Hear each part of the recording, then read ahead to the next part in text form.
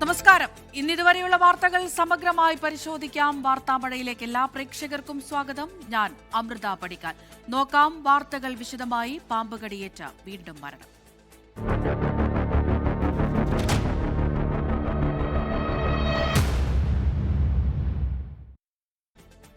തിരുവനന്തപുരം ചിറയൻകീഴിൽ പാമ്പുകടിയേറ്റ് മരിച്ച 8 വയസ്സുകാരൻ ദിക്ഷലിന് വേണ്ടത്ര ചികിത്സ ലഭിച്ചില്ല എന്ന ആരോപണം നിഷേധിച്ച് ചിറയൻകീഴ് താലൂക്ക് ആശുപത്രി സൂപ്രണ്ട്. ദിക്ഷലിന് പാമ്പുകടിയേറ്റെന്ന് സ്ഥിരീകരിക്കാനായില്ല എന്നാണ് പ്രാഥമിക റിപ്പോർട്ട്. വീഴ്ചയുണ്ടായിട്ടില്ല എന്ന് ഡിഎംഒയ്ക്ക് സമർപ്പിച്ച റിപ്പോർട്ടിൽ സൂപ്രണ്ട് വ്യക്തമാക്കി. അതേസമയം കായംകുളത്ത് പാമ്പുകടിയേറ്റ് യുവതി മരിച്ച സംഭവത്തിലും ചികിത്സാ പിഴവെന്ന ആരോപണവുമായി ബന്ധുക്കൾ. സെലീനയെ കടിച്ചത് പാമ്പ് തന്നെയെന്ന് ഉറപ്പില്ലാത്തതിനാലാണ് ആന്റിവെനം നൽകാതിരുന്നത് എന്നാണ് കായംകുളം താലൂക്ക് ആശുപത്രിയുടെ വിശദീകരണം. കാർ ഇവിടെ കൊണ്ടുവന്ന് കയറ്റിയിട്ടിട്ട് പോയി ഫംഗ്ഷന് പങ്കെടുത്ത് ആ ഫംഗ്ഷൻ കഴിയുന്നതിന് മുമ്പ് തന്നെ ഇവർ വന്ന് കാറിനകത്ത് കയറി ഒരു കാലിലോട്ട് വെച്ച് അടുത്ത കാലിൽ പാമ്പ് കടിച്ചു. അത് കൂടെ ഉള്ള ഒരു 10ാം ക്ലാസ്സിൽ പഠിക്കുന്ന മകൾ കണ്ട് നമ്മുടെ കാലം കണ്ട് കടിച്ചാണ്ട് ആ സാധനം കൊണ്ട് എഴിഞ്ഞ് പോകുന്നെന്ന് പറഞ്ഞു. ഒരു ടെസ്റ്റ് ചെയ്ത് എന്തോ കടിച്ചെന്ന് അറിഞ്ഞിട്ട് ടെസ്റ്റ് ചെയ്യാവുന്ന ഹോസ്പിറ്റലുകാർ പറഞ്ഞത്. അങ്ങനെ സമയം താമസിച്ചു. അപ്പോഴത്തേനും ഒരു ബാത്റൂമിൽ മൂത്രമൊഴിക്കാൻ പോയ ആൾ ബാത്റൂമിൽ വീണ് 10 മിനിറ്റ് കിടന്നു. എടുത്ത് പുറത്ത് കൊണ്ടുവരാൻ വയ്യാത്തൊരു ഇടുങ്ങിയ ബാത്റൂമായിരുന്നു എല്ലാവരും കൂടെ. അത്രയ്ക്ക് ബുദ്ധിമുട്ടായിരുന്നു ആ ഹോസ്പിറ്റലിൽ ആ ബാത്റൂം. അവിടുന്ന് പുറത്ത് കൊണ്ടുവന്നപ്പോഴത്തേക്ക് ഡോക്ടർ പരിശോധിച്ച് പറഞ്ഞ് മരിച്ചുപോയ ആള്. കൊടുംചൂടിൽ ജാഗ്രതയോടെ കേരളം.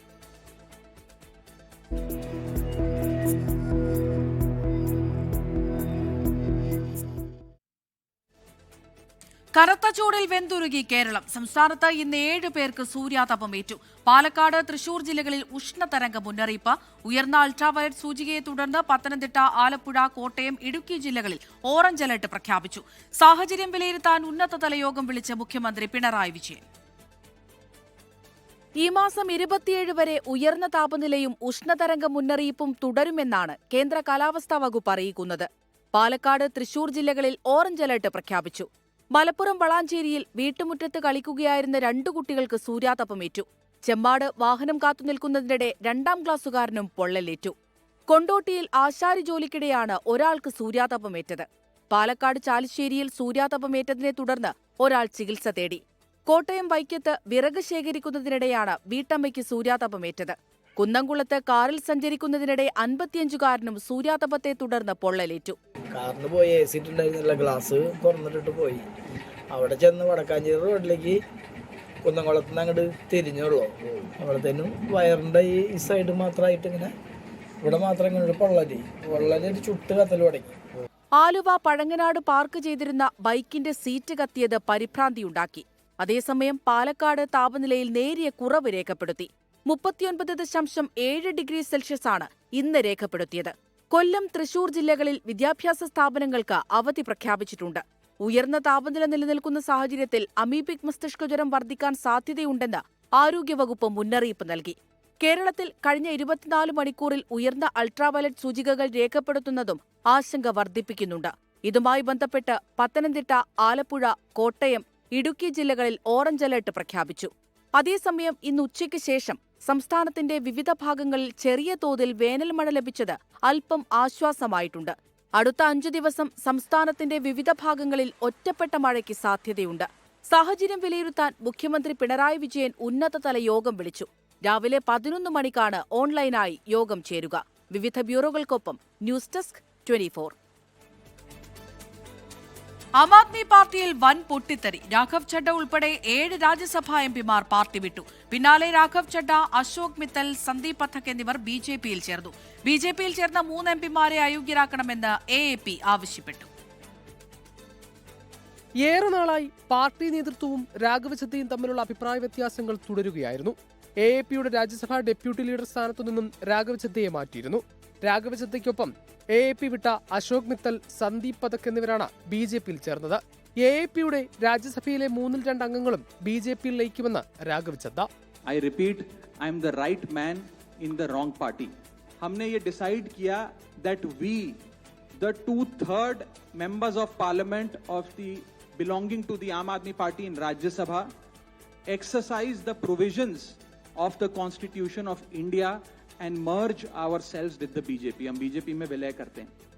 BJP ദേശീയ അധ്യക്ഷൻ നിതിൻ നവീൻ ഇവരെ പാർട്ടിയിലേക്ക് സ്വീകരിച്ചു. ഹർഭജൻ സിംഗ്, സ്വാതി മലിവാൾ, രാജേന്ദ്ര ഗുപ്ത, വിക്രംജിത്ത് സിംഗ് സാനി എന്നിവരും ഉടൻ BJPയിൽ ചേർന്നേക്കും. അതിനിടെ BJPയിൽ ചേർന്ന 3 MPമാരെ അയോഗ്യരാക്കണമെന്നാവശ്യപ്പെട്ട ആം ആദ്മി പാർട്ടി ഉടൻ രാജ്യസഭാ അധ്യക്ഷന് കത്ത് നൽകും.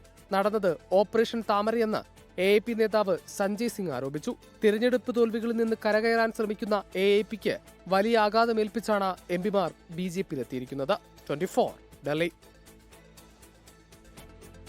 കോൺഗ്രസിലെ മുഖ്യമന്ത്രി ചർച്ചയിൽ സോഷ്യൽ മീഡിയയിലും പോരും മുറുകുന്നു. റീലുകളും പോസ്റ്ററുകളുമായി കളം നിറഞ്ഞ VD സതീശൻ, KC വേണുഗോപാൽ പക്ഷങ്ങൾ.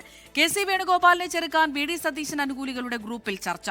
പോഡ്കാസ്റ്റുകൾ പ്രചരിപ്പിച്ച് രമേശ് ചെന്നിത്തല അനുകൂലികളും രംഗത്തെത്തിയിട്ടുണ്ട്. വോട്ട് പെട്ടി തുറക്കാൻ ഇനി 10 ദിവസം ബാക്കി. വിജയപ്രതീക്ഷയിൽ നിൽക്കുന്ന കോൺഗ്രസിൽ മുഖ്യമന്ത്രി പോര് കത്തിപ്പടരുകയാണ്. സമൂഹ മാധ്യമങ്ങളിൽ ചേരിതിരിഞ്ഞ് ഏറ്റുമുട്ടുകയാണ് അണികൾ. KC വേണുഗോപാലിന് വേണ്ടിയുള്ള പ്രചാരണത്തെ ചെറുക്കാൻ VD സതീശനെ പിന്തുണയ്ക്കുന്നവരുടെ ഇലക്ഷൻ 2026 VDS എന്ന ഗ്രൂപ്പിൽ നടക്കുന്നത് വൻ ചർച്ചകൾ. സംഘടനാ ചുമതലയുള്ള ജനറൽ സെക്രട്ടറിയായ KC ബംഗാളിലും തമിഴ്നാട്ടിലും പ്രവർത്തിക്കാൻ പോകട്ടെ എന്നാണ് വാട്സാപ്പ് ഗ്രൂപ്പിലെ ചർച്ച. KC പക്ഷം നിർമ്മിക്കുന്ന കണ്ടന്റുകളെ ചെറുക്കാൻ മറുപടികൾ നിർമ്മിക്കണമെന്നും ഗ്രൂപ്പിൽ ആഹ്വാനം. KC വേണുഗോപാലിനെ പിന്തുണച്ച K സുധാകരനും റോജി M ജോണിനും അധിക്ഷേപം. മറുവശത്ത് KC വേണുഗോപാലിനു വേണ്ടിയുള്ള പോസ്റ്ററുകളും വീഡിയോകളും സമൂഹമാധ്യമങ്ങളിൽ സജീവമാണ്. KCയെ 13ാമത് മുഖ്യമന്ത്രിയായി വിശേഷിപ്പിച്ച് വിക്കിപീഡിയ പ്രൊഫൈൽ തിരുത്തി. എന്നാൽ ചർച്ചകൾ തള്ളുകയാണ് KC. മുഖ്യമന്ത്രി ചർച്ച നടത്തുന്നവർ നടത്തട്ടെ, എനിക്കതിനകത്ത് യാതൊരു താല്പര്യമില്ല. പാർട്ടി താല്പര്യം കൃത്യമായി പറഞ്ഞിട്ടുണ്ട്. അത് ചർച്ച ചെയ്യേണ്ട കാര്യമില്ല. വ്യവസ്ഥാപിതമായ മാർഗത്തിലൂടെയാണ്. VD KC പക്ഷങ്ങൾ പൊരിഞ്ഞ പോര് തുടരുമ്പോഴാണ് രമേശ് ചെന്നിത്തലയുടെ രംഗപ്രവേശം. തദ്ദേശ തെരഞ്ഞെടുപ്പ് കാലത്ത് ചിത്രീകരിച്ച ഡോക്യുമെന്ററിയും കേരളത്തെക്കുറിച്ചുള്ള കാഴ്ചപ്പാട് വിശദമാക്കുന്ന പോഡ്കാസ്റ്റുകളുമാണ് പ്രചരിക്കുന്നത്. ഞാനൊരു കേരള യാത്ര തുടങ്ങുകയാണ്. കേരളത്തിന്റെ സമഗ്ര പുരോഗതിക്കും വളർച്ചയ്ക്കും വേണ്ടിയുള്ള യാത്രയാണ്. രാഷ്ട്രീയ ചിന്തകൾക്കപ്പുറം നിങ്ങൾ ഓരോരുത്തരെയും ഞാൻ ഇതിലേക്ക് സ്വാഗതം ചെയ്യുകയാണ്. നമ്മുടെ ലക്ഷ്യം കേരളത്തിന്റെ പുരോഗതിയാണ്, വളർച്ചയാണ്, ജനങ്ങളുടെ നന്മയാണ്. കോൺഗ്രസിലെ മുഖ്യമന്ത്രി തർക്കത്തിൽ ഹൈക്കമാൻഡ് ഉചിതമായ തീരുമാനം കൈക്കൊള്ളുമെന്നാണ് മുസ്ലിം ലീഗിന്റെ പ്രതീക്ഷ. കോൺഗ്രസ് ഉചിതമായിട്ടൊരു തീരുമാനം 4-ാം തീയതിയോട് കൂടി എടുക്കും എന്ന് തന്നെയാണ് ഞങ്ങളൊക്കെ പ്രതീക്ഷിക്കുന്നത്. ജനങ്ങളുടെ വികാരങ്ങളൊക്കെ കണക്കിലെടുത്തുകൊണ്ടായിരിക്കുമല്ലോ കോൺഗ്രസ് തീരുമാനം എടുക്കുക. News desk 24.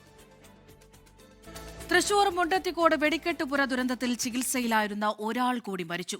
ഗുരുതരമായി പരിക്കേറ്റ് ചികിത്സയിലായിരുന്ന പടക്ക നിർമ്മാണശാല ലൈസൻസി സതീശനാണ് മരിച്ചത്. അതേസമയം ഇന്ന് നടത്തിയ പരിശോധനയിൽ കൈയും തലയും ഉൾപ്പെടെ നിരവധി ശരീരഭാഗങ്ങൾ കണ്ടെടുത്തു.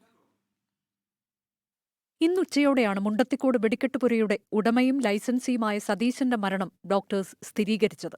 വെടിക്കെട്ട് ദുരന്തത്തിൽ 90% പൊള്ളലേറ്റ സതീശൻ തൃശൂർ മെഡിക്കൽ കോളേജ് ആശുപത്രിയിൽ ചികിത്സയിലായിരുന്നു. 46-കാരനായ സതീശൻ 15 വർഷമായി വെടിക്കെട്ട് നിർമ്മാണ രംഗത്ത് സജീവമാണ്. മൃതദേഹം പോസ്റ്റ്മോർട്ടത്തിനായി മെഡിക്കൽ കോളേജിലെ മോർച്ചറിയിലേക്ക് മാറ്റി. മുണ്ടത്തിക്കോട് വെടിക്കെട്ട് ദുരന്തം നടന്ന സ്ഥലത്ത് ഇന്ന് നടത്തിയ പരിശോധനയിൽ തലയും കൈയും ഉൾപ്പെടെ നിരവധി ശരീരഭാഗങ്ങൾ ലഭിച്ചു. ഇവ പരിശോധനയ്ക്ക് വിധേയമാക്കും. അതേസമയം കാണാതായ 4 പേരെക്കുറിച്ച് മാത്രമാണ് ഇപ്പോഴും അവ്യക്തത നിലനിൽക്കുന്നതെന്ന് മന്ത്രി VN വാസവൻ പറഞ്ഞു. എത്ര പേരുണ്ടായിരുന്നു എന്നെല്ലാം രേഖപ്പെടുത്തുന്ന അവിടുത്തെ അവരുടെ രേഖകളും കത്തിപ്പോയിരുന്നു. അപ്പോൾ പിന്നെ നമുക്ക് ആ രേഖകൾ നോക്കിയിട്ട് സ്ഥിരീകരിക്കാൻ കഴിയില്ല. അവിടെ ഉണ്ടായിരുന്നവരുടെ മൊഴിയെടുത്തുകൊണ്ടും അവർ പറയുന്ന വെച്ചും കാണാതായവരുടെ ലിസ്റ്റ് പരിശോധിച്ചുമാണ് നമുക്കിത് ചെയ്യാൻ കഴിയുക. ആ പരിശോധനയിൽ ഇപ്പോൾ ദേവസ്വത്തിൻ്റെ സംഘാടകരിൽ തന്നെ 3-4 പേർ ഇതിനകത്ത് അകപ്പെട്ടു പോയി എന്നുള്ളതാണ് ഏറ്റവും ശ്രദ്ധേയമായ മറ്റൊരു കാര്യം. 24 തൃശൂർ. മുഖ്യ തെരഞ്ഞെടുപ്പ് കമ്മീഷണർ സ്ഥാനത്ത് നിന്ന് ജ്ഞാനേഷ് കുമാറിനെ നീക്കണമെന്നാവശ്യപ്പെട്ട് രാജ്യസഭയിൽ വീണ്ടും പ്രതിപക്ഷ പാർട്ടികളുടെ നീക്കം. 73 പ്രതിപക്ഷ MPമാർ ഒപ്പിട്ട നോട്ടീസ് രാജ്യസഭാ സെക്രട്ടറി ജനറലിന് കൈമാറി. ജ്ഞാനേഷ് കുമാറിനെതിരെ 9ഓളം ആരോപണങ്ങളും നോട്ടീസിൽ ചൂണ്ടിക്കാട്ടിയിട്ടുണ്ട്. ജ്ഞാനേഷ് കുമാർ പദവിയിൽ തുടരുന്നത് ഭരണഘടനയോടുള്ള അവഹേളനമാണെന്നും ജയറാം രമേശ് ആരോപിച്ചു. പ്രധാനമന്ത്രിക്കും ആഭ്യന്തരമന്ത്രിക്കും വേണ്ടി ചട്ടവിരുദ്ധമായി പ്രവർത്തിക്കുന്ന ഒരാൾ ഈ പദവിയിൽ തുടരുന്നത് അപമാനകരമാണെന്ന് പ്രതിപക്ഷം ചൂണ്ടിക്കാട്ടി. ശബരിമല സന്നിധാനത്തിന് മുകളിലൂടെ കോസ്റ്റ് ഗാർഡ് ഹെലികോപ്റ്റർ പറന്നതിൽ കേസെടുത്തു പോലീസ്. സംഭവം ഗൌരവതരമെന്ന് സ്പെഷ്യൽ കമ്മീഷണർ ഹൈക്കോടതിയെ അറിയിച്ചു. ഹെലികോപ്റ്ററിൽ ഉണ്ടായിരുന്നവർ ശബരിമലയുടെ ചിത്രങ്ങൾ പകർത്തിയെന്ന വിവരവും പുറത്തുവന്നു. ഹെലികോപ്റ്റർ സഞ്ചരിച്ചതിന്റെ ചിത്രങ്ങളും ദൃശ്യങ്ങളും ക്ഷേത്ര പരിസരത്ത് ഉണ്ടായിരുന്നവർ ചിത്രീകരിച്ചിരുന്നു. അതേസമയം ഏതെങ്കിലും നിരീക്ഷണത്തിന്റെ ഭാഗമായി ശബരിമലയ്ക്ക് മുകളിലൂടെ പറന്നതല്ലെന്നും അന്തരീക്ഷം മേഘാവൃതമായപ്പോൾ ദിശ മാറി സഞ്ചരിച്ചതാണ് എന്നുമാണ് കോസ്റ്റ് ഗാർഡിന്റെ വിശദീകരണം. SFI പത്തനംതിട്ട മുൻ ജില്ലാ പ്രസിഡന്റ് ജയകൃഷ്ണൻ തണ്ണിത്തോടിനെ മർദ്ദിച്ചുവെന്ന ആരോപണത്തെ തുടർന്ന് കോടതി ശിക്ഷിച്ച ഡിവൈഎസ്പി മധു ബാബുവിന് SP ആയി സ്ഥാനക്കയറ്റം നൽകാൻ നീക്കം. കോടതി ശിക്ഷിച്ച വിവരം മറച്ചുവെച്ചാണ് മധു ബാബുവിന് സ്ഥാനക്കയറ്റം നൽകാൻ നീക്കമെന്നാണ് സൂചന. SP ആയി സ്ഥാനക്കയറ്റം നൽകാൻ ഡിപ്പാർട്ട്മെന്റൽ പ്രൊമോഷൻ കൌൺസിൽ അംഗീകാരം നൽകി. DPCയുടെ ശുപാർശ സർക്കാർ അംഗീകരിച്ചു. വിവാദത്തിന്റെ പേരിൽ ക്രമസമാധാന ചുമതലയിൽ നിന്ന് നേരത്തെ മധു ബാബുവിനെ സർക്കാർ മാറ്റിയിരുന്നു. നിലവിൽ സ്റ്റേറ്റ് ക്രൈംബ്രാഞ്ച് ആലപ്പുഴ ഡിവൈഎസ്പിയാണ് Madhu Babu. Indian association of amusement parks and ഇൻഡസ്ട്രീസിന്റെ 2024-25 നാഷണൽ അവാർഡ് ഫോർ എക്സലൻസി പുരസ്കാരം കണ്ണൂർ പറശ്ശിനിക്കടവിലെ വിസ്മയ പാർക്കിന്. മോസ്റ്റ് ഇന്നോവേറ്റീവ് റൈഡ് ടയർ 2 വിഭാഗത്തിലാണ് പുരസ്കാരം. പാർക്കിൽ പുതുതായി അവതരിപ്പിച്ച സോഡിയാക് റൈഡാണ് ഈ അംഗീകാരത്തിന് അർഹമായത്. ഒരേ സമയം 24 പേർക്ക് യാത്ര ചെയ്യാവുന്ന റൈഡിലെ ഇരിപ്പിടങ്ങൾ 22 മീറ്റർ ഉയരത്തിൽ 360 ഡിഗ്രിയിൽ കറങ്ങുന്നു എന്നതാണ് പ്രത്യേകത. ആധുനിക സാങ്കേതിക വിദ്യയും സുരക്ഷാ മാനദണ്ഡങ്ങളും പാലിച്ചാണ് സോഡിയാക് റൈഡ് രൂപകൽപ്പന ചെയ്തിരിക്കുന്നത്. വിനോദസഞ്ചാരത്തിനപ്പുറം പരിസ്ഥിതി സൗഹൃദ പ്രവർത്തനങ്ങൾക്കും വിസ്മയ പാർക്ക് പ്രാമുഖ്യം കൊടുക്കുന്നു. സോളാർ ഊർജ്ജത്തിലാണ് പാർക്കിന്റെ പ്രവർത്തനം. വേനലവധി പ്രമാണിച്ച് സന്ദർശകർക്കായി നിരവധി വാട്ടർ റൈഡുകളും പ്രത്യേക ഓഫറുകളും വിസ്മയ പാർക്കിൽ ഒരുക്കിയിട്ടുണ്ട്.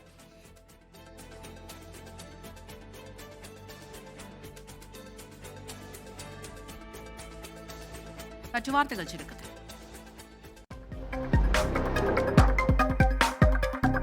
പേർഷ്യൻ കടലിടുക്കിൽ കുടുങ്ങിക്കിടക്കുന്ന കപ്പലുകൾ തിരികെ എത്തിക്കാൻ ഇന്ത്യ. ഹോർമുസ് കടലിടുക്കിൽ സുരക്ഷിത പാതയൊരുക്കാൻ ഇറാനോട് ആവശ്യപ്പെട്ടു.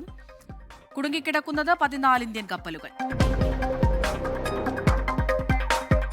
തിരുവനന്തപുരം വിഴിഞ്ഞത്ത് ഹോട്ടലിൽ നിന്ന് ഭക്ഷണം കഴിച്ച 2 പേർ മരിച്ചതിൽ നിർണായക കണ്ടെത്തൽ. ഭക്ഷ്യവിഷബാധയല്ലെന്ന് രാസപരിശോധനാ ഫലം. മറൈൻ ടോക്സിക് കാരണമായേക്കാമെന്നും റിപ്പോർട്ട്. ഹോട്ടലിൽ തുറന്നു പ്രവർത്തിക്കാൻ അനുമതി നൽകി.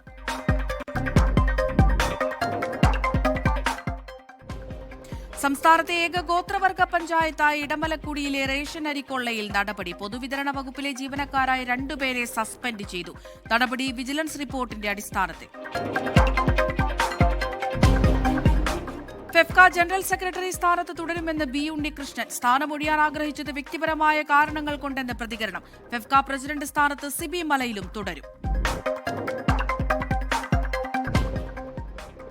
ഉത്തരേന്ത്യയിൽ ഉഷ്ണതരംഗ മുന്നറിയിപ്പ് തുടരുന്നു. അടുത്ത 4 ദിവസത്തേക്ക് വിവിധ സംസ്ഥാനങ്ങളിൽ കൊടും ചൂട് തുടരുമെന്ന് കാലാവസ്ഥാ നിരീക്ഷണ കേന്ദ്രം. ജനങ്ങൾ അതീവ ജാഗ്രത പാലിക്കണം. നന്ദഗോവിന്ദം ഭജൻസിനെതിരായ സൈബർ ആക്രമണത്തെ വിമർശിച്ച് CPIM സംസ്ഥാന സെക്രട്ടറി MV ഗോവിന്ദൻ. കേരളത്തിന്റെ മതസൗഹാർദ്ദം ഇല്ലായ്മ ചെയ്യാനുള്ള നീക്കമാണ് സംഘപരിവാറിന്റേതെന്ന് MV ഗോവിന്ദൻ.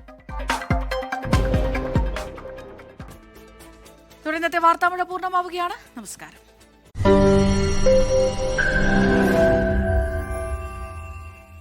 ലോകത്തെവിടെയായാലും ഏത് സമയത്തും 24 വാർത്തകളും ഓഗ്മെന്റഡ് റിയാലിറ്റി പാക്കേജുകളും എക്സ്പ്ലെയിനറുകളും വിശദമായി കാണാൻ ഞങ്ങളുടെ YouTube ചാനൽ നിങ്ങൾക്ക് സബ്സ്ക്രൈബ് ചെയ്യാം.